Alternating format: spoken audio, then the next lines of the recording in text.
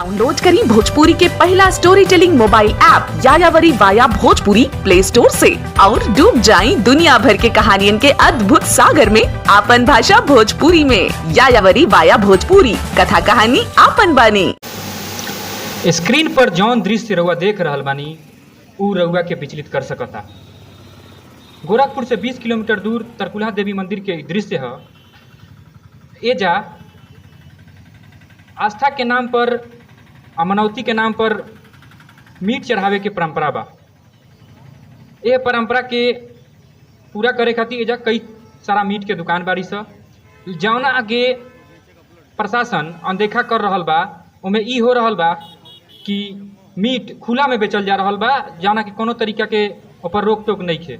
रउआ देख सकतन स्क्रीन पर कि मीट खुला में काटल जा रहल बा, बेचल जा रहल बा। आ ओकर जौन भी मने अवशेष बा उ रउआ स्क्रीन पर दिखत होई कि खुला में फैलल बटे। ऐसे होला ई कि जब लोग जाला, जे शाकाहारी बा चाहे जेकरा मने खून खराबा देख के तनी सा बहुत तरह के लोग के दिक्कत होला, तो उ लोग जब जाला तो उ लोग विचलित हो जाला, थम जाला। कितना लोग के उल्टी आ चक्कर आवे के शिकायत आवे लगेला। तो हमार ई सवाल बा कि का प्रशासन एकरा पर ध्यान नहीं दे सकत? का जौन मीट आस्था के नाम पर बेचल जाला, ठीक बा, आस्था के अपन एगो स्थान बाटे, उ होखे के चाही।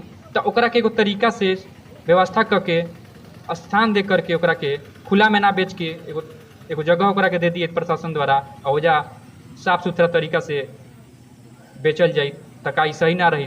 का ए पर प्रशासन के ध्यान ना जाए के चाही? ई हमनी के सवाल बाटे। आ सवाल इहो बा कि जनता जौन ओजा दर्शन करे जाले, का ओकर ई चाहत नहीं खे, मांग नहीं खे कि यह चीज़ के व्यवस्थित कल जाए। खबर भोजपुरी के विशेष रिपोर्ट रउआ देखनी।